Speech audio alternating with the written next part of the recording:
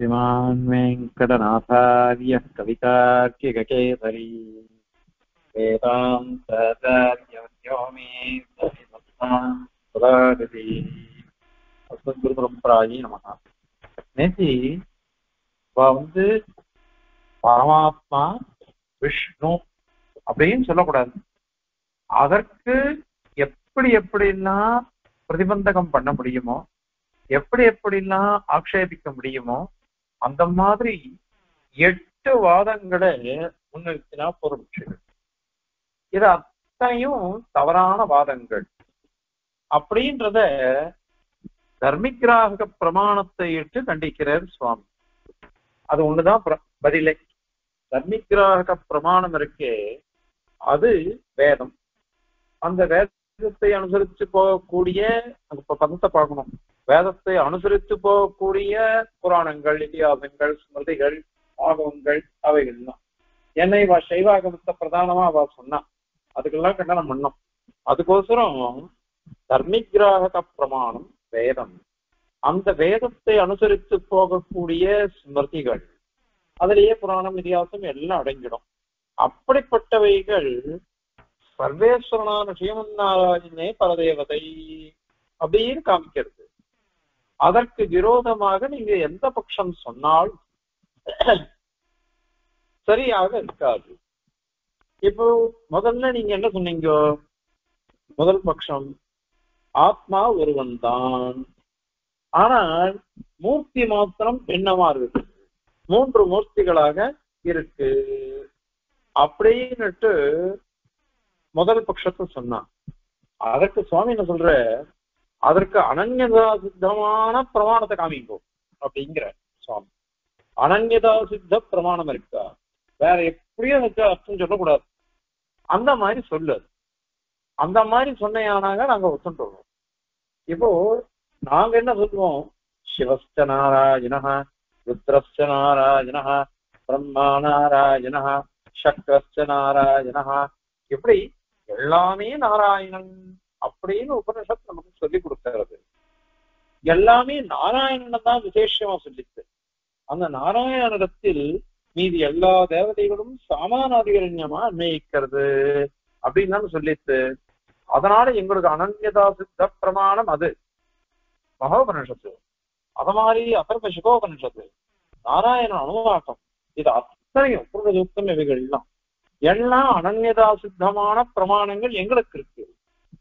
உனக்குன்னு என்ன இருக்குன்னு சொல்லு. அது மாதிரி இது மாதிரி இந்த மூர்த்தி பேதம் தான், ஒரே ஒரு ஆத்மாதான் அப்படின்னு நீ சொல்ற. நீ அதுக்கு நீ என்ன சொன்ன? ஏகைவ மூர்த்தி விபேதே திரிதாசா அப்படின்னுட்டு ஒரு வாக்கியத்தை நீ சொன்ன.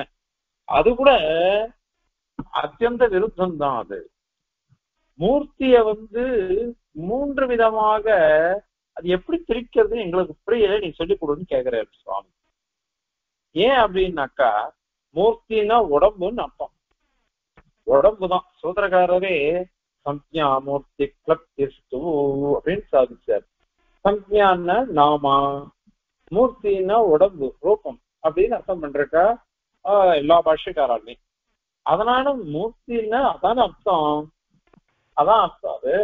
அதுல அந்த மூர்த்தி பதத்துக்கு உடம்ப சொல்லக்கூடியது, உடம்பு 3ஆ பிரிக்கிறதுன்றது எப்படி வரும்?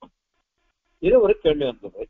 அதுக்கப்புறம் அதை நீங்க ஆத்ம தத்துவமா அதை சொல்றேன், மூர்த்தியே ஆத்ம தத்துவம் தான் அப்படின்னு சொல்றதும் ரொம்ப ரொம்ப ரொம்ப கஷ்டம். அதனால அந்த முதல் பட்சம்ன்றதே சரியாக வராது. அதனையே இன்னொரு ஒரு பிரமாணம் காமிச்சா, கிருஷ்ண புராண வாக்கியத்தையே காமிச்சா. சிருஷ்டி ஸ்தித்யந்த கரணீம் அப்படின்னுட்டு ஒண்ணு சொல்லி பிரம்ம விஷ்ணு சிவாத்மிகாம் அப்படின்னு ஒரு வாக்கியத்தை அவ காமிச்சா. அதுல சிருஷ்டி ஸ்திதி அந்த கரணீம் அப்படின்னு இருக்குது. அதுல கூட இது ஒண்ணுமே இல்லையே, பெருமாளுடைய ரூபம் அப்படின்னு சொல்லணும். அது கூட எப்படி சொல்லணும்னாக்கா, இவைகள் எல்லாமே இந்த தேவதைகள்லாம் பிரம்மாத்மகமா இருந்துட்டு காரியம் பண்றது, அதுதான் இங்க சொல்லணும். சுதந்திரமா எதுவும் பண்றது இல்லை, பரமாத்மா அதீனமாக பண்றது. அதனால விஷ்ணு சர்வாத்மகன், எல்லாருக்கும் ஆத்மாவா இருக்கக்கூடியவன், அவன் எல்லாருக்கும் அந்தர்யாமையா இருக்கக்கூடியவன். அதுலதான் தாத்பரியம். அது இன்னொரு விஷயம், பிரம்மன், சதுர்முக பிரம்மா, ருத்ரன் இவெல்லாம் சிருஷ்டிக்கப்படுகிறவர்கள். இது நாங்க சொல்லல, சுவாமி உதாரிக்கிறார். இதி பிரம்மணோ நாம ஈசோகம் சர்வதேகினாம் ஆவாம் தவாங்கே சம்பூதோ தஸ்மாத் கேசவ நாமவான் அப்படின்னு சுவாமி உதாரிக்கிறார். கா அப்படின்னா பிரம்மாவுக்கு பேரு, ருத்ரனுக்கு ஈசன்னு பேரு. எல்லாருக்கும் நான் ஈஸ்வரன். சதுர்முக பிரம்மா கா அப்படின்னு சொல்லப்படுறான். இந்த கா ஈசன் இவா ரெண்டு பேரும் உன்னுடைய திருமேனியில நாங்க பிறந்தோம். ஆவாம் தவாங்கே சஞ்சாத்தம், உன்னுடைய திருமேனியில நாங்க பிறந்தோம். அதனால உற்பத்தி ஆனதுனால தஸ்மாத் கேசவனாவான் சம்ஜாத்தம் சம்பூத்தம் அப்படின்ற, அதனால உன்னுடைய திருமேனியிலேருந்து நாங்க பிறந்ததுனால உனக்கு கேசவன் பேர் வந்தது.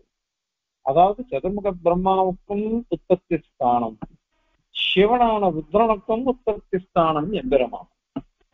அதனால பெருமாள் தான் சர்வகாரணம் சித்திக்கிறது. இவாளெல்லாம் படைக்கப்படுகிறவர்கள். படைக்கப்படுகிறவர்கள் சொல்றதுனால விஷ்ணு பரமாத்மான் தான் எல்லா இடத்தையும் சொல்லியிருக்கோம். அந்தர்யாமி பிராமணங்கள்லாம் அதை ஸ்பஷ்டமா சொல்லியிருக்கு. அதனால நீங்க யதா சுதார்த்த நீங்க சிருஷ்டி ஸ்திதி அந்த காரணியம் அப்படின்லாம் சொல்லி அதுக்கு இப்படி குயுக்தியை கொண்டு அர்த்தம் பண்றது தவறு. சரி, அதுக்கு அப்ப எப்படிதான் சொல்றது அப்படின்னாக்கா, அதுக்கு நாங்க பதில் கேட்கிறோம், நீ பதில் சொல்லு. சர்வம் கல்விதம் பிரம்ம சஜ்ஜலாநிதி சாந்த உபாசீத அப்படின்னு ஒரு வாக்கியம் இருக்கு.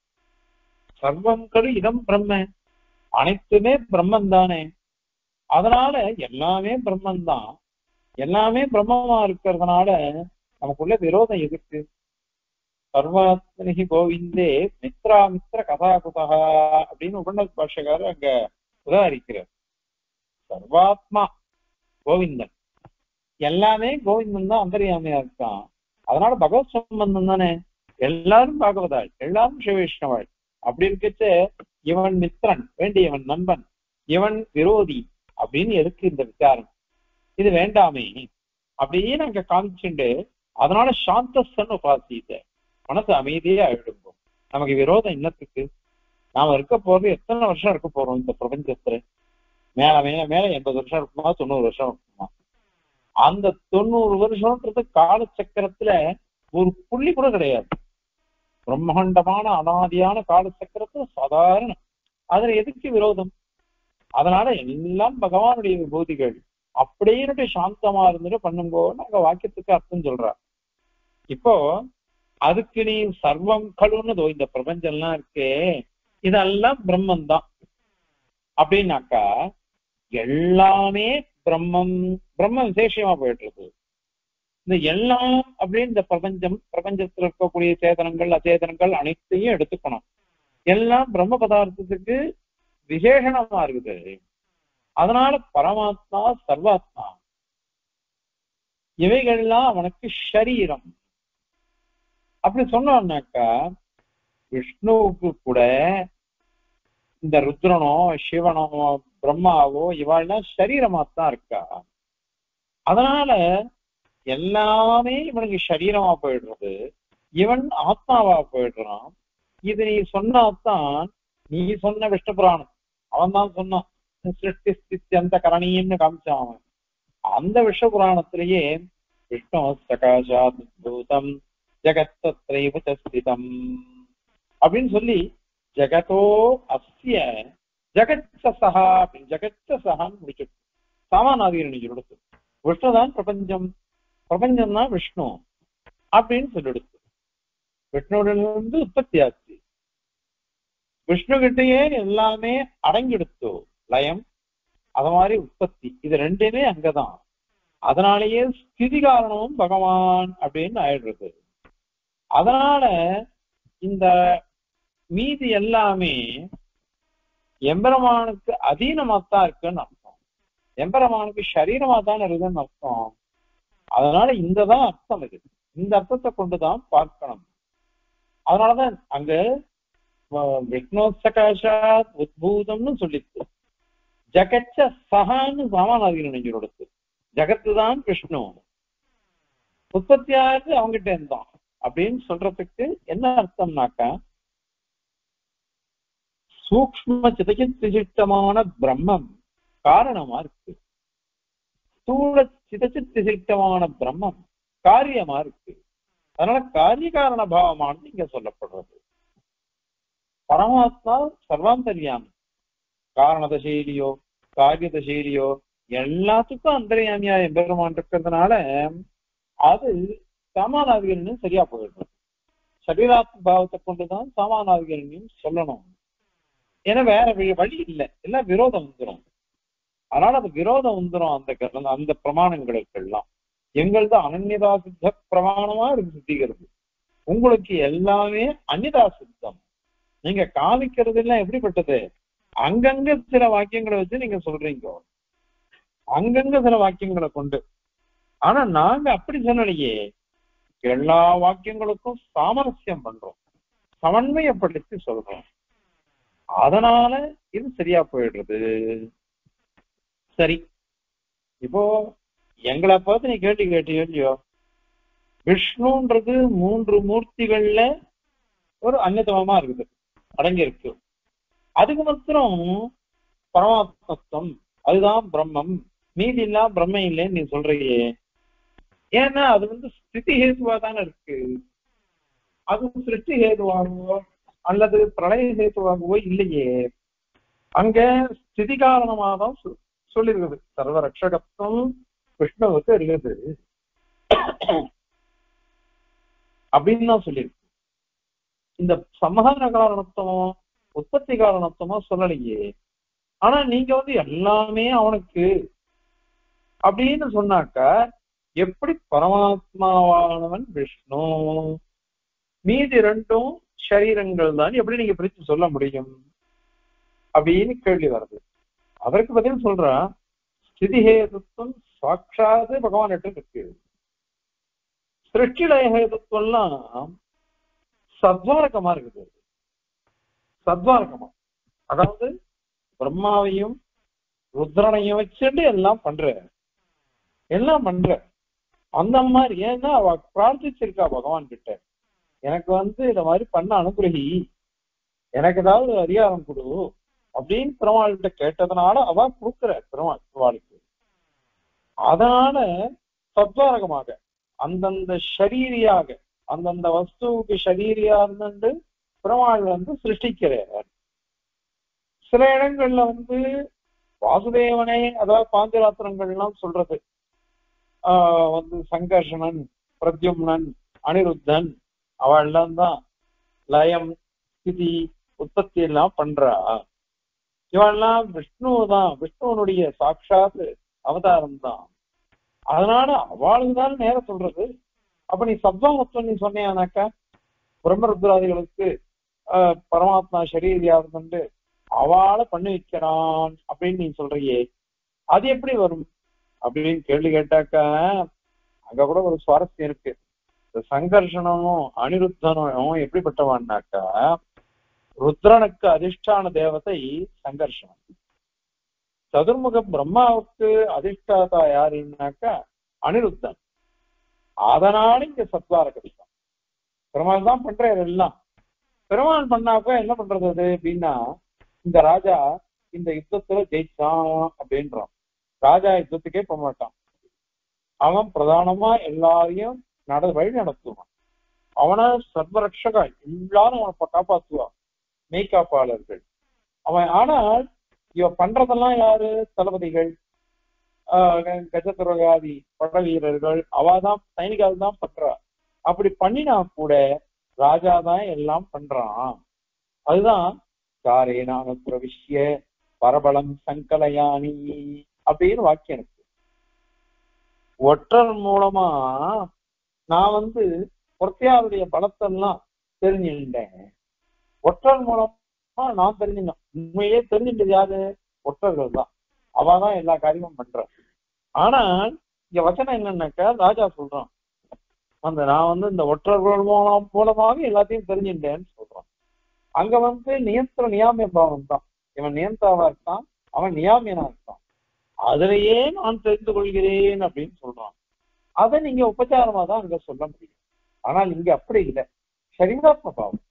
பகவான் ஷரீரியாக ஆத்மாவாக இருக்கான், மீதி எல்லாம் ஷரீரமா இருக்கிறதுனால சத்வாங்கமா வருது.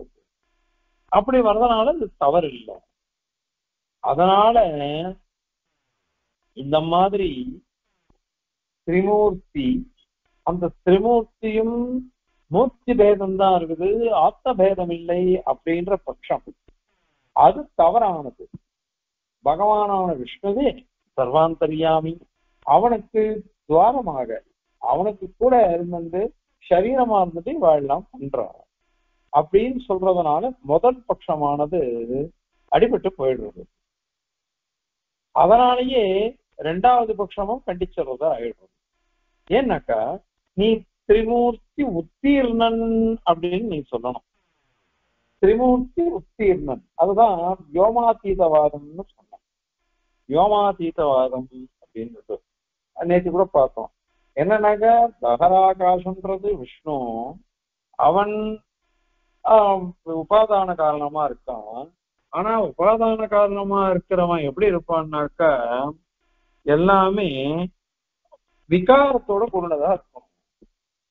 விகாரத்தோட கூடினதா இருக்கணும். அது விகாரமற்ற பரமாத்மாவுக்கு வரக்கூடாது. அதனால தஸ்மின்யதந்தக ததுபாசிகவியம் அப்படின்ற வாக்கியத்துக்கு தஸ்மின் அந்த விஷ்ணுவுக்கு அந்தக உள்ளுக்குள்ள இருக்கிறவன் சிவன், அவன் தான் உபாசியன் அப்படின்னு வியோமாதீதவாதம்னு சொன்னேன். அந்த வியோமாதீதவாதத்தை வச்சுன்னு பார்த்தோம்னாக்கா நீ அதுவே தவறான வாதம். அங்க வந்து தகர வித்தியை வச்சுதான் நீ சொன்னேன். தகர வித்தியிலேயே என்ன சொல்றதுன்னாக்கா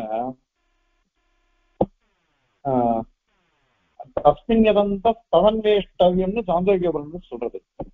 தஸ்மின்யதந்த ததன்வேஷ்டவியம், தகராகாசத்துக்குள்ள உள்ள என்ன இருக்குதோ அதை வந்து உபாசிக்க வேணும் அப்படின்னு அங்க சொல்லிட்டு போயிடுச்சு.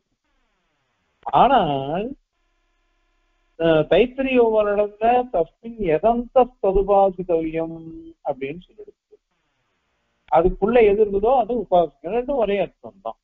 இந்த தைத்திரிய உபநிடத்தை வச்சுட்டுதான் இவா சொல்ற சைவாள்லாம் இந்த வியோமாதீதவாதம். அதுக்கு இவா சுவாமி என்ன கேட்கிற, இதுவே தவறு.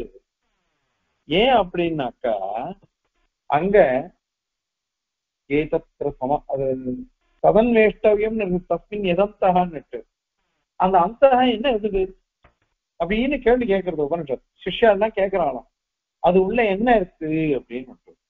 அதற்கு பதில் தஸ்மின் காமா சமாஹிதாக அப்படின்னு அங்க வாக்கியங்கள். சாந்தோக்கிய உபனிஷத்துல தகர வித்தியில தஸ்மின் காமாத் சமாஹிதாக, அந்த தகராகாசத்துல உள்ளுக்குள்ள காமங்கள்லாம் பிரதிஷ்டிதமா இருக்கு. காமங்கள் அப்படின்னா ஏற்கனவே நிறைய வாட்டி பார்த்திருக்கோம். காமியம் செய்தி காமாக கல்யாண குணாக அப்படின்னு ஸ்ரீபாஷ்யம். அதனால இது வந்து ஆசைப்படுவதால் அவைகள் காமங்கள். எவைகள் ஆசைப்படப்படுவது அப்படின்னா திருக்கல்யாண குணங்களே, பகவானுடைய திவ்ய கல்யாண குணங்கள் தான் அங்க வந்து ஆசைப்படப்படுறது. நம்ம எல்லாம் அதுதான் அனுபவிக்க போறோம். பிரம்மனாதி பஸ்தி அப்படின்னு இருக்கு. அதனால உள்ளுக்குள்ள இருக்கிறது யாருன்னா சிவன் எங்கேயுமே சொல்லல, ருத்ரன்னு சொல்லல, அந்தர்யாமின்னு சொல்லல. வேற என்ன சொல்றது?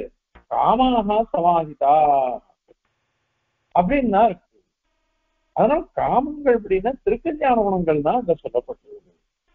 அத பாஷ்யக்காரர் ஸ்பஷ்டமா வேதாந்த சங்கரத்திலேயே கண்டனம் பண்ணிருக்க.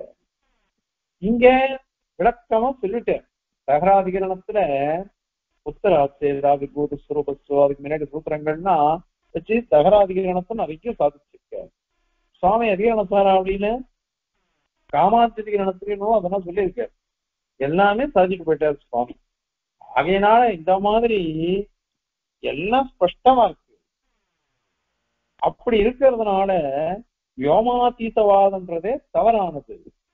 அங்க யாருமே இல்லையே, கல்யாண குணங்கள் தான் இருக்கு உள்ளுக்குள்ள. தகராகாதுக்கு உள்ள இருக்கிறது எதுவோ அது உபாசிக்கப்படணும். வெறும் பகவான் ஒண்டி உபாசிக்காதீங்கோ, திருக்கல்யாண குணங்களையும் உபாசிச்சிடுவோம். அவைகள் தான் நமக்கு அடைய வேண்டியவை. அதனால அததான் இங்க சொல்லியிருக்கு. அதனால பரமாத்மா குணங்கள் தான் உபாசியமாக உபதேசிக்கப்பட்டிருக்குது. அங்க நீங்க சொல்ற மாதிரி சதுரம் ருத்ரன் இல்லை, ருத்ரன் அங்க அந்தர்யாமியே இல்லை. அதனால வியோமாதீதவாதமே வராதே. அதனால திரிமூர்த்தி உத்தீர்ணன் அப்படின்ற பட்சமே வராது. அதனால இந்த ரெண்டாவது பட்சம் நீ சொன்னீங்களே திரிமூர்த்தி உத்தீர்ண பட்சம்ன்றது அதுவும் சரியன்னு. அத மாதிரிதான் மூணாவது பட்சம் ஒண்ணு சொன்னான். 3 பேருமே ஈஸ்வரான், 3 பேருமே ஈஸ்வரான். ஆனால் 3 பேருக்கும் அஜ்ஞானம் கிடையாது, அதனால பரஸ்பர விரோதம் இல்லை அப்படின்னு அவ சொன்னான். அதனால அதுவும் தவறுதான். அது ஏன் அப்படின்னா தேவ சௌமியம் அக்ராசீத் ஏகமேவ அத்விதீயம், அத்விதீயம்னு சொல்லிருக்கு. அப்படி வரிசையா சொல்லிட்டே வரிசை நாராயண ஏவ அக்ராசீத் அப்படின்னு சொல்லிட்டு திவ்யோ தேவ ஏகோ நாராயணஹா அப்படின்னு சுபாலோபரர்கள் சொல்றது. அந்தர்யாமியா சொல்லி சுருட்டு போயிடுச்சு. இப்படி ஒண்ணுதான் இருந்தது பரபிரம்மம். அந்த ஒண்ணுன்றது சச்சப்த வாச்சியமா இருக்குது. சச்சப்த வாச்சியமான அந்த ஒன்றும் நாராயணனே, அதுவே சர்வாத்மா, அதுவே சர்வாந்தரியாமி அப்படின்னு ஸ்ருதி ஸ்பஷ்டமா விடுத்து. அதனால அந்த ஸ்ருதிக்கு விரோதமாக நீங்க 3 பேருமே ஈஸ்வராள் அப்படின்னு சொன்னாக்கா அது விரோதம் வரும். போன ஸ்லோகத்திலேயே சொல்லிட்டு இருந்தோம். போன ஸ்லோகத்தை வியாக்கியானம் பண்ற சமயத்துல சுவாமி சாதிக்கும் பொழுது 3 பேர் தான் என்று போட்டேன் அப்படின்னு சொன்னாக்க ஒருத்தருக்கு ஒருத்தர் விரோதம் வரும். இங்க அஜ்ஞானம் இல்லைன்னு சொல்லவே முடியாது, அஜ்ஞானம் இல்லைன்னு சொல்லவே முடியாது. ஏன் அப்படின்னாக்கா பிரமாணங்கள் என்ன சொல்றதுன்னாக்கா பரமாத்மாவுக்கு மாத்திரமே அஜ்ஞானம் கிடையாது, சர்வஜனா இருக்கான், அப்ராகிருதமா இருக்கான். மீது எல்லாருக்குமே பிரகிருதி சம்பந்தம் உண்டு. பிரகிருதி சம்பந்தம் இருக்கிறதுனால எல்லாருக்கும் அஜ்ஞானம்ன்றது தானா வந்துடும் கர்ம விஷயத்தும். ஏன்னா ரஜோகுணம் தமோகுணம் அதெல்லாம் இருக்கு, மிஸ்ர சத்துவம் தான் இருக்கே தவிர்த்து சுத்த சத்துவம் நமக்கு இப்ப கிடையாது. அதனால 3 பேரும் ஈஸ்வரால், அவளுக்கு அஜ்ஞானம் கிடையாது, அதனால விரோதம் கிடையாது அப்படின்னு சொல்ற பட்சங்கள்லாம் தவறான பட்சம். அதனால 3வது பட்சமே தவறு. சரி 4வது பட்சம் இருக்கலாமா அப்படின்னாக்க அதுவும் தவறு. 4, 5, 6 இந்த 3மே கிடையாது. ஏன் அப்படின்னா விஷ்ணுதான் சர்வாத்மா அப்படின்னு ஸ்பஷ்டமா சாதிச்சுட்டோம், ஸ்பஷ்டமா சாதிச்சாச்சு. விஷ்ணுதான் பரமாத்மா, விஷ்ணுதான் அந்தர்யாமின்னு சொல்லிட்டோம்னாக்கா அதுக்கு பேர்ல நீ இந்த மாதிரி 4ஆம் பட்சம் சொல்றேன், 5ஆம் பட்சம் சொல்றேன் அப்படின்னு, அதாவது விஷ்ணுவை காட்டின அதிருப்தமான ஒரு மூர்த்தி இருக்குது, அவள்லாம் காபாளிகள்லாம் அது மாதிரி சொல்றா, அதனால அந்த பட்சம் சொல்றதும் தவறு. ஏன்னா நாங்க விஷ்ணுதான் பரமாத்மான்னு இவ்வளவு தூரம் சாதிச்சுட்டு இருக்கோம், அதற்கு விரோதமாக நீ சொல்றதுன்றதே வராது அது. அதனால 4ஆம் பட்சமும் சரியில்லை. 5ஆம் பட்சம் என்ன சொன்ன அப்படின்னாக்கா ஒவ்வொரு கல்பத்திலையும் ஒவ்வொருத்தரும் ஈஸ்வரனா இருக்கான் அப்படின்னு நீங்க சொன்னீங்க. அதனால இவர் இருக்கச்சு அவர் இல்லை, அவர் இருக்கச்சு இவர் இருக்க மாட்டார், அந்த மாதிரி இருக்கிறதுனால விவஸ்தை பண்றோம், அதனால விரோதமே கிடையாதுன்னு சொன்னீங்க. அதுவும் தவறுதான். ஏன்னா சர்வேஸ்வரனா நாராயணனே பரமாத்மா, அவன் தான் சர்வாந்தரியாமி அப்படின்னு ஸ்பஷ்டமா சொல்லட்டுமே, அதனாலேயே கிடையாது. அதனாலேயே 6வது பட்சமும் கூட, அதாவது பிரவாகம் அது எப்படின்னாக்கா இந்த மன்வந்தரத்துல இந்திரன் இருக்கான், ஒரு இந்திரன், ஒரு ஜீவன் இந்திரனா மாறுறான். அடுத்த மன்வந்தரத்துல இன்னொரு ஜீவன் இந்திரனா மாறுவான். அது காரணம் அவளுடைய சுகிருத விசேஷம், புண்ணிய விசேஷம் அப்படின்னு ஒரு பட்சம் சொன்னா அதுவும் தப்பு. அது அதனால இந்த மாதிரி ஒரு ஜீவராசியே வருது அப்படின்ற மாதிரி நீங்க சொன்னீங்க. ஜீவராசின்றதே வரக்கூடாது இங்க. ஜீவராசின்றதே கிடையாது. ஏன் அப்படின்னா ஜீவராசிகள் எல்லாமே கர்மபத்தாடா மாட்டின்ட்டு சரீரமா இருந்துட்டு அல்லாடின்னு தான் இருக்கா. அதனால அவ அந்த பட்சமும் சரியானது கிடையாது. அதே மாதிரி இன்னொரு விஷயம் சொன்னாவா, பிரதிபிம்பவாதம்னு ஏழாவது பட்சம் ஒண்ணு சொன்னாவா. அந்த ஏழாவது பட்சமும் கூட சரியானது கிடையாது. ஏன்னா இதுல ஒரு விஷயம் பார்த்தோங்க, விஷ்ணு பரமாத்மா அவனே சர்வாந்தரியாமி, அவன் சாஸ்வதமா இருக்கான். அவன் ஏன் அது அப்போ எப்படி இப்படி இருக்கு அப்படின்னாக்கா, எல்லாமே அவனுக்கு சாஸ்வதம், எல்லாருமே அவனுக்கு ஆச்சரியமான திருக்கல்யாண குணங்களா இருக்கு. அப்படி இருக்கிறதுனால இதுல ஒரு ஜீவராசியை கொண்டு வருதுன்றது தவறு. ஏழாவது பட்சத்துல நீங்க அது எப்படி சொன்னீங்க? ஒரு கண்ணாடி முன்னாடி ஒருத்தன் பாக்குறான், ஒருத்தன் பார்த்தான்னாக்கா அவன் என்ன பண்றான், என் மூஞ்சி அது தெரியுது, நான் தான் அதுல தெரியுறேன்னு நினைச்சுக்கிறான். உண்மையிலேயே கண்ணாடி தான் தெரியுது, கண்ணாடியில என் மூஞ்சி தெரியுதுன்னு என்னுடைய பிரதிபிம்பம் தான், நான் தெரியல, அதுல நான் தெரியல, என்னுடைய பிரதிபிம்பம் தான் தெரியுது. பிரதிபிம்பம் தெரியறதுனால அத நானு அப்படின்னு நான் நினைச்சுட்டா எப்படி தப்போ, அந்த மாதிரி இந்த பரமாத்மான்றவனே ஒருத்தன் கிடையாது. அதுக்கு ரெண்டு விதமா சொன்னான். இவ அத்வைதிகள் பட்சம் அல்லது பாதஞ்சல யோக தரிசனம்.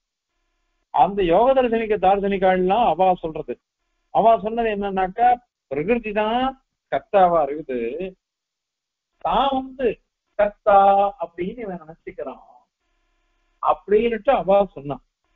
அந்த வாதத்தை இப்ப கண்டனம் பண்ற. ஏன் அப்படின்னாக்கா, பராஷ்ய சக்தி விவிதைவ ஸ்ரூயதே சுவாபாவிகி ஞான பலக்கிரியாச்ச அப்படின்னு ஸ்பஷ்டமா சொல்லிட்டு போறது ஸ்வேதாசுவர உபனிஷத். இதுல பரமாத்ம குணங்கள்லாம் சுவாபாவிகி அப்படின்னு சொல்லிருக்கு. சுவாபாவிகன இயல்பா எப்பொழுதும் இருக்கு அவனுக்கு, ஏறிட்டது கிடையாது, ஏறிட்டது கிடையாது. நீ பிரதிபிம்பவாதம் சொல்லிட்டு என்ன சொன்ன, ஒரு கண்ணாடி பின்னாடி இருந்தாக்கா அந்த கண்ணாடியில தெரியுது உண்மைன்னு நினைச்சுடுறோம் நாமோ, அதனால உண்மை இல்லாத விஷயம் தான் இங்க இருக்குது அப்படின்னு நீ சொன்ன. அது தவறு. அந்த பரமாத்மாவுக்கு இருக்கிற திருக்கல்யாண குணங்கள், அவனுடைய சேட்டிதங்கள், அவனுடைய ஞானம், அவனுடைய பலம் எல்லாமே சுவாபாவிகமா இருக்குது. அது மாதிரி நீ இப்ப குணமே இல்லை, இல்லாத குணம் இங்க வந்திருக்குது அப்படின்னு தான் நீ சொன்ன. இல்லாத குணம் அவனுக்கு வந்திருக்குன்னு அதுவும் தப்பு. ஏன்னாக்கா இல்லாத குணம்ன்றது எப்படி வரும்? நிர்குணவாதமே கிடையாது. நாங்க நிர்குணம்ன்றதே ஒண்ணு இல்லைன்னு சொல்லிருக்கேன். ஸ்ருதியில நிர்குணம் சில இடத்துல இருக்கு. அதுக்கு நாங்க என்ன சொன்னோம், ஹேய குணங்கள் தான் அங்க பிரதிஷ்டித்தமா இருக்குது. ஏன் அப்படின்னாக்கா, அந்த அஷ்ட குணங்கள் சொல்றோம், ஏஷாத்மா பகதபாத்மா விஜரோ மிருத்யு விஷோகோ ஜிகித்சா விபாசு சங்கல்பா அப்படின்னு சொல்றோம். அதை சொல்லச்ச பாஷ்யக்காரர் அனுகிரகிக்கிற முதல்ல 6 ஹேய குணங்களை நிஷேதம் பண்ணி, அதுக்கப்புறம் சத்தியகாமகா சத்திய சங்கல்பான்ற 2 திருக்கல்யாண குணங்களை சொல்றது, கல்யாண குணங்களை சொல்றது. அதனாலதான் பகவான் ஹேய பிரத்தினேகனாக எழுந்துள்ளிருப்பான். ஹேய பிரத்தினைக்கு கல்யாண ஏகதாரமா இருந்திருக்கான், உபயலிங்கமா சொல்றோம்னுட்டு சூத்திரமே சொல்லிட்டு போயிடுச்சு. அதனால பகவான் உபயலிங்கம், ஹேய பிரத்தினைக்கு கல்யாண ஏகதானம் சொல்லிட்டு போயிடுச்சு. இல்லாத போனா என்ன ஆகும் அப்படின்னா ஸ்ருதி விரோதம் வந்துடும். ஸ்ருதி விரோதம் வந்துடும். அங்க சமஸ்த கல்யாண குணாத்மகோசௌ அப்படின்னு விஷ்ணுபுராணம் ஸ்பஷ்டமா சொல்லிட்டு போயிருக்கு. தவானந்த குணஸ்யாபி ஷடேவ பிரதமே குணாக அப்படின்லாம் தேசிகன் அர்த்தபத்திரிகாதிகாரத்துல நிறைய உதாரிக்கிறார். சிரேஷ்டம் ஜேஷ்டம் சிரேஷ்ட குணைர் யுக்தம் அப்படின்னு ஸ்ரீமத் ராமாயணத்துல இருக்கு. அதெல்லாம் கூட உதாரிச்சிருக்க அர்த்தபத்திரிகாதிகாரத்துல பெருமாளுடைய சுரூப நிரூப தர்மங்கள்லாம் வர்ணிக்கிற சமயத்துல. அந்த மாதிரி திருக்கல்யாண குணங்களே இருக்கு அவனுக்கு, நியாயப்பிரத்தனைகனாகவும் இருக்கான். அப்படின்றதுனாலதான் நிர்குணவாதமே நிராகரிக்கப்பட்டிருக்கு நம்ம சித்தாந்தத்துல. அதனால இந்த ஏழாவது பட்சம் பிரதிபிம்பவாதம் மாதிரி அவன் பாதஞ்சலி யோக தர்மத்துல ஒண்ணு சொன்னான். இது பிரகிருதிக்கு தான் எல்லாம் இருக்கு கர்த்திருவம், ஜீவாத்மாவுக்கு கிடையாது. பரமாத்மா அனுகிரக கண், அவ்வளவுதான், அனுகிரகிப்பான், அவ்வளவுதான். அதுதான் ஈஸ்வர பிரணிதானாத்வா அப்படின்னு சூத்திரக்காரன் எல்லாம் சொல்லிருக்காவா அப்படின்லாம் பார்த்தோம். அதெல்லாம் கூட தவறானது. ஏன்னா கர்த்தா அப்படின்னாக்கா ஜீவனுக்கு தான் கர்த்திருவம் வரும், கர்த்திருவம் ஜீவனுக்கு தான் வருது. ஏன்னா சூத்திரக்காரரே சொல்லிட்டு போயிட்டார். அவ என்ன பண்ணிட்டா, சாங்கியா யோக தர்சன தார்சனிகள் எல்லாம் என்ன பண்ணிட்டா, போக்திருத்தம் ஒண்டிதான் இவனுக்கு இருக்கு, கர்த்திருவம் இவனுக்கு கிடையாது அப்படின்னு சொல்லிட்டு போயிட்டா. ஏற்கனவே ஜீவசரத்தில் அதெல்லாம் பார்த்தோம். போக்திருத்தம் இருக்கு, கர்த்திருவம் கிடையாது அப்படின்னு அவ சொன்னான். அதுவே தவறான வாதம். ஏன் அப்படின்னாக்கா, யாரு கர்த்தாவா இருப்பானோ அவன் தான் போக்தாவா இருப்பான். ஏன்னா நான் கர்மாவை பண்ணினேன்னாக்கா அந்த கர்ம பலனை நான் தான் அனுபவிக்கணும். அதனால நான் கர்மாவை பண்றேன், நான் கர்த்தா, அதனால அதனுடைய பலனை அனுபவிக்க வேண்டியது, அதனுடைய பலனை அனுபவிக்க வேண்டியது நான் தானே. அதனால கர்த்திருவமோ போக்திருத்தமோ எல்லாமே ஒருத்தனுக்கு தான் வரும். அதனாலதான் ஞாதா கர்த்தாச்ச போக்தா ததய மிக குமான் வாதி சர்வை பிரமாணை அப்படின்னு சாதிச்சுட்டேன். இதுல ஒன்னே ஒண்ணு இருக்கு, அவ சொல்றத ஒத்துக்கிறோம். என்னது அப்படின்னாக்கா, இந்த பிரகிருதி மண்டலத்துல நம்ம பத்த தசையில நாம பண்றதெல்லாம் சத்வரஜஸ்தம ரூபமான குணங்கள், அதுக்கு அனுகுணமான உடம்பு, அதுக்கு அனுகுணமான கர்மா, அவைகளை வச்சு நாம பண்ணிடுறோம். அதை ஒத்துக்கிறோம். சாட்சாத் கர்த்திருவமே கிடையாது அப்படின்னு சொல்றது தவறான வாதம். அததான் இங்க கண்டனம் பண்றார் பாஷ்யக்காரர். சூத்திரக்காரரே கர்த்தா சாஸ்திரார்த்தவத்வா அப்படின்னு சொல்லிட்டாரு. அதனால அவ சொல்ற வாதமே தவறான வாதம்.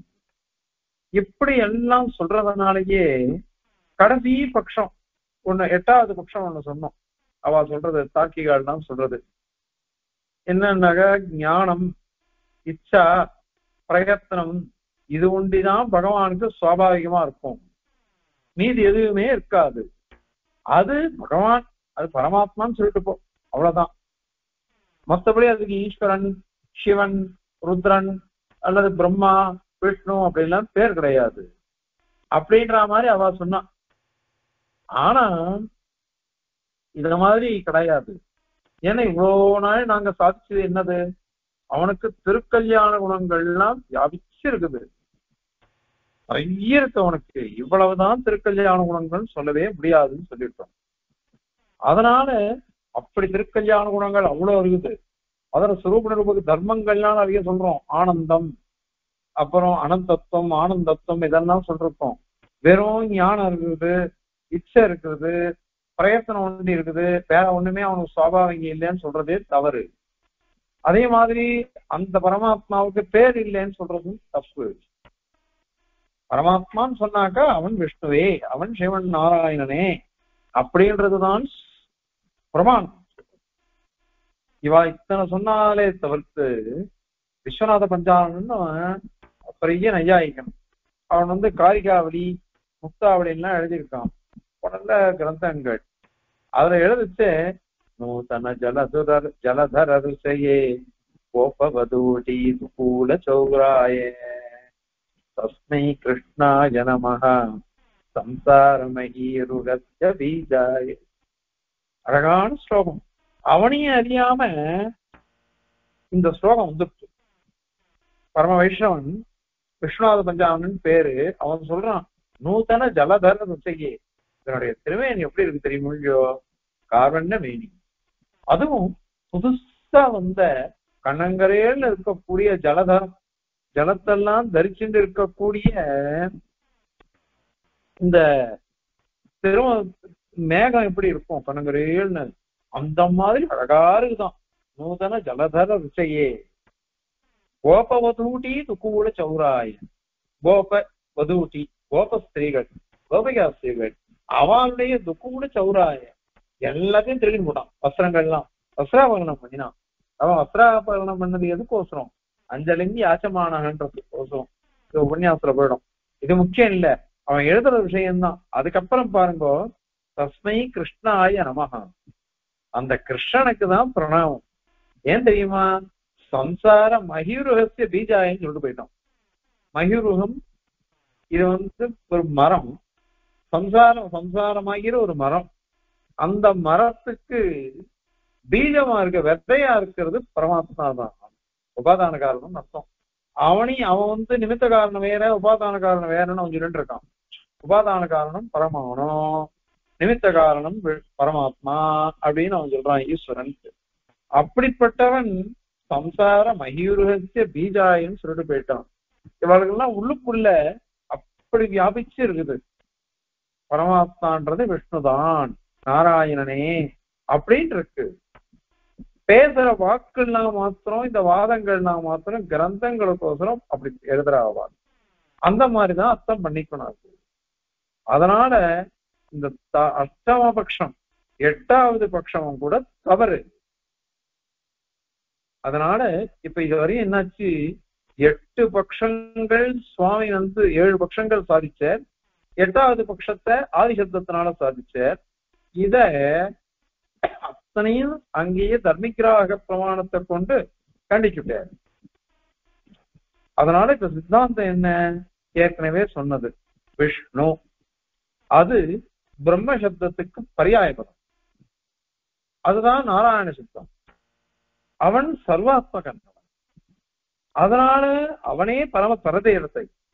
தேவதைன்னு சொன்னாக்கா அத சாதா தேவதை மாதிரி அப்படின்னு நினைக்க கூடாது. சேயம் தேவதா ஐக்ஷ தேவதா ஐக்ஷத சந்தஹன்னிமா திஸ்ரோ தேவதான்னு சிருஷ்டி பிரகரணத்துல அந்த பரதேவதை சங்கல்பிச்சது. அப்படின்னு தேவதா சப்தத்தை அங்க பிரயோகம் பண்றதுக்கு சாந்தோக்கிய உபனிஷத்து. அதனால சேயம் தேவதா அப்படின்னே இருக்கு. அந்த மாதிரி அந்த இடத்துல இவா திஸ்ரோ தேவதாக அப்படின்னுட்டு பூதங்களை சொல்லிட்டு, பஞ்சபூதங்கள், பஞ்சபூதங்களுக்கும் ஆத்மாவன், பூதாத்மா விஸ்வபாவனா அப்படின்றது சகசரநாமம். அதனால விஷ்ணுவே எல்லாத்துக்கும் வியாபிச்சு இருக்கிறவன், அந்தர்யாமியா இருக்கிறவன், அவனே இந்த பரதேவதை, அவனே பரபிரம்மம், அவனே சிவன் நாராயணன் அப்படின்றது சித்திக்கிறது. அவன் சொன்னான் வேதத்தை காட்டிலும் ஆகமங்கள் உசந்தது. ஏன் அப்படின்னாக்கா, இத வேதம்ன்றது சுவாசக்காற்று, சுவாசக்காற்றுன்றது தூங்குறவனுடைய, சுவாசம்ன்றது அச்சேதனம் தானே. தூங்குறவன் தூங்கிட்டு இருக்கான், அவனுக்கு தெரியாமலே தான் அவன் சுவாசிக்கிறான். அவனுக்கு தெரிஞ்சுட்டா சுவாசிக்கிறான். அந்த மாதிரி இது அப்படின்லாம் சொல்லி இது வேதமோ இதெல்லாம் அவ சொன்னான். வியோமாதீதவாதம் சொல்ற சமயத்துல அவ விபரீதமா ஒரு ஸ்லோகமே சொன்னா. அவ வேதசாஸ்திர புராணாத்யா ஞேயா வேஷ்யாவதூரிவே, வேஷி மாதிரி, விபச்சாரணி மாதிரி. அதே ஆகமங்கள்லாம் என்னது அப்படின்னாக்கா அதுதான் வசந்தது, அது குலவது மாதிரி. சிவப்ரோக்த ஆகமாஸ்து சிவப்ரோக்தாக ஞேயாக குலவதூரிவே, குலஸ்திரீ மாதிரி, நல்ல பதிவிரதா ஸ்திரீ எப்படி இருப்பாளோ அத மாதிரி அப்படின்னா அவ சொன்னா சைவாள். அதுவே தவறான வாதம். அது மனு இவ்வளவு கஷ்டப்பட்டு சொன்ன மனு என்ன தெரியுமா கிடந்தது சொல்லிட்டு போயிட்டு,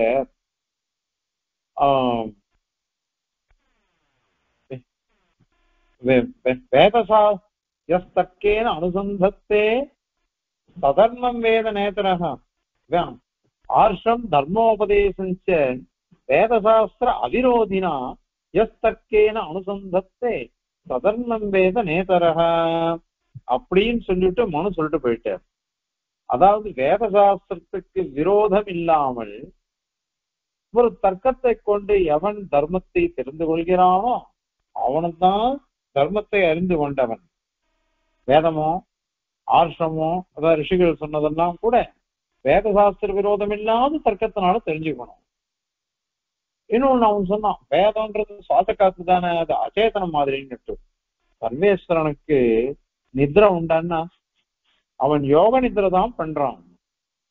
இதுல கீதையில சொல்லும் பொழுது யானிஷா சர்வபூதானாம் சஸ்யாம் ஜாகத்தி சம்யமி யஸ்யாம் ஜாகத்தி பூதானி தானிஷா பஷ்யதோ முனே அப்படின்னு யோகியினுடைய வைபவத்தை சொல்றது. எல்லாம் முடிச்சுட்டு இருப்பான். அந்த சமயத்துல அவன் யோக நித்ரையில இருப்பான் இந்த யோகி. அதே இவன் இருட்டா இருந்தா கூட இவன் பார்ப்பான். எல்லாம் தூங்கிட்டு இருக்கச்ச இவன் பார்க்கறான். ஏன்னா யோக கண்ணை கொண்டு ஞான கண்ணை கொண்டு பார்க்கிறவன். அந்த மாதிரி இவனே அப்படின்னாக்கா யோகீஸ்வரனாச்சே அவன். அனைத்து யோகங்களுக்கும் ஈஸ்வரன். எத்த யோகேஸ்வர கிருஷ்ணான்றோம். யோகேஸ்வரன் யோகீஸ்வரன், யோகிகளுக்கெல்லாம் ஈஸ்வரன், யோகங்களுக்கெல்லாம் ஈஸ்வரன். அவனை பத்தி கேட்கணுமா? அவனுடைய சுவாச காற்றுன்னா என்ன அர்த்தம்? வேதம் அவனால உபதேசிக்கப்பட்டதுன்னு அர்த்தத்துலதான் அது சொல்றது. அதனால இந்த மாதிரி ஆகமங்கள்லாம் எல்லாம் வேத விருத்தங்கள். ஆச்சாரங்களும் அவளுடைய ஆச்சாரங்களும் வேத விருத்தங்கள். அந்த மாதிரி அவ சொல்ற தத்துவமும் வேத விருத்தமானது. அப்படி இருக்கிறதுனால அந்த தத்துவங்களையோ அந்த வாதங்களையோ ஏத்துக்கவே கூடாது. அப்படின்றதுக்கோசரம் இந்த ஸ்லோகம் வந்தது. இந்த ஸ்லோகத்துல இத மாதிரி இவருடைய வாதங்கள்லாம் தவறானது அப்படின்னு சொல்றதுக்கோசரமே இது வந்தது. இப்போ இந்த ஸ்லோகத்தை சேவிச்சு அதனுடைய தாத்பரியத்தை பார்க்கலாம்.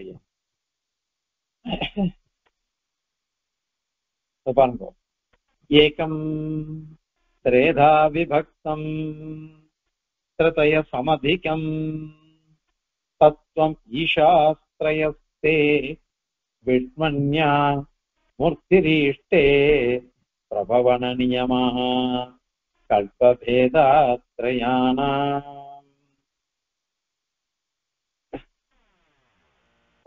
இந்திராதீனாம் இவ ஸ்யாத் நிஜ சுகிருதவசாத் ஈஸ்வராணாம் பிரவாஹः ஸ்யாதேகஸ்ய ஈஸ்வரத்வம் பிரதிபலனவத் இத்யாதி சைவம் பராஸ்தம் இத்யாதி ச ஏவம் பராஸ்தம்.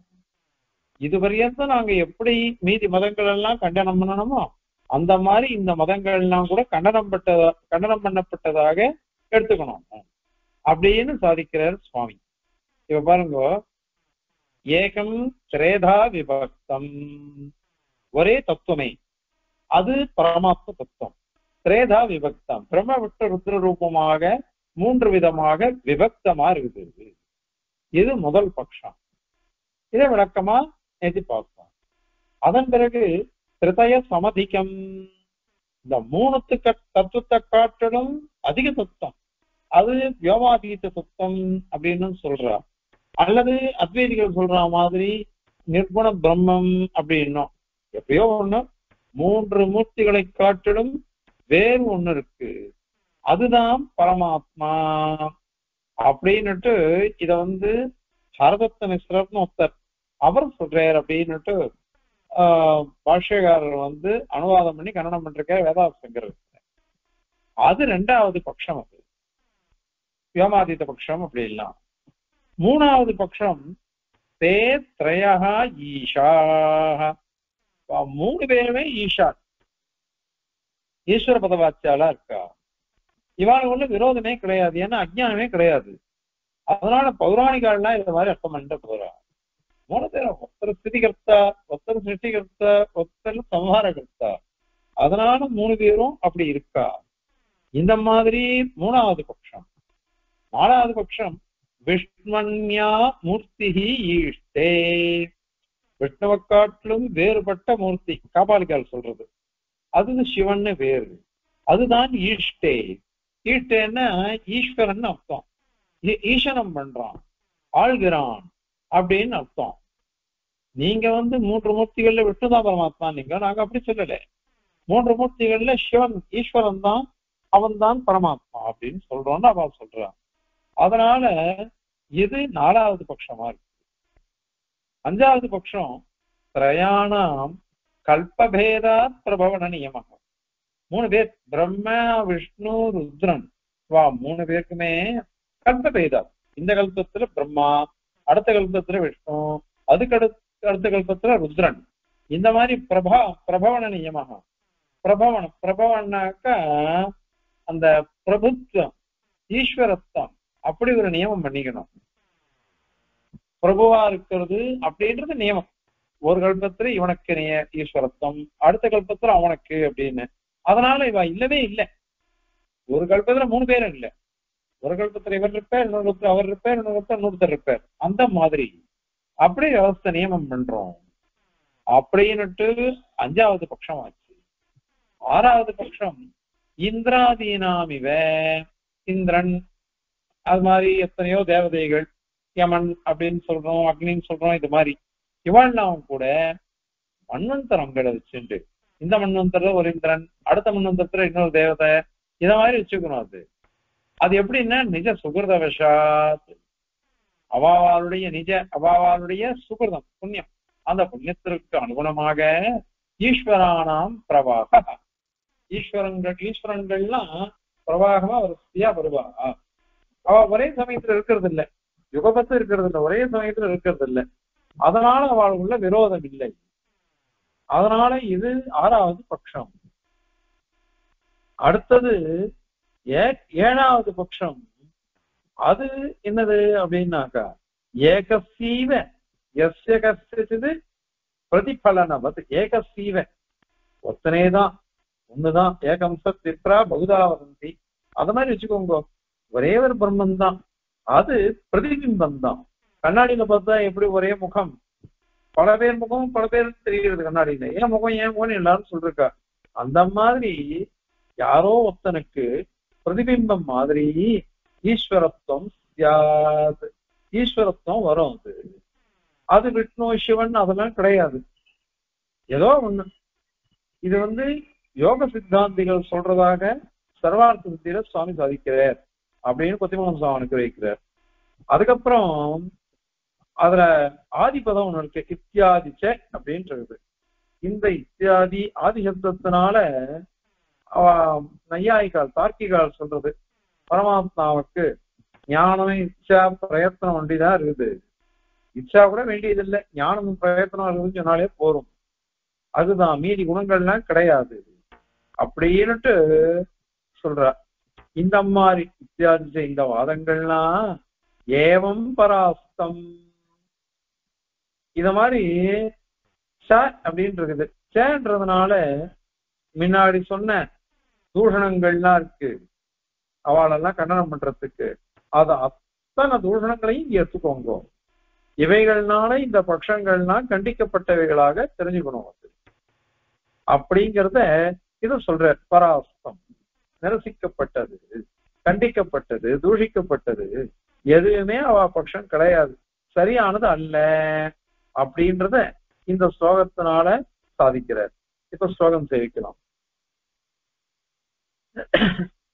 ஏகம் திரேதா விபக்தம் த்ரதய சமதிகம் தத்வமீஷாஸ்த்ரயஸ்தே விஷ்மன்யா முத்திரீஷ்டே பிரபவன நியமஹ கல்பபேதாத்ரயாணாம்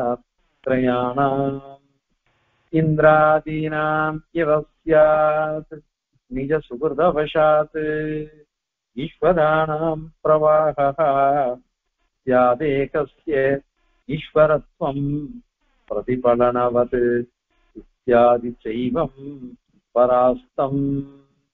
கவிதார்க்கிகசிம்ஹாய கல்யாண குணசாலினே ஸ்ரீமதே வெங்கடேஷாய வேதாந்த குரவே நமः. அஸ்மத் குரு பரம்பராயே நமः.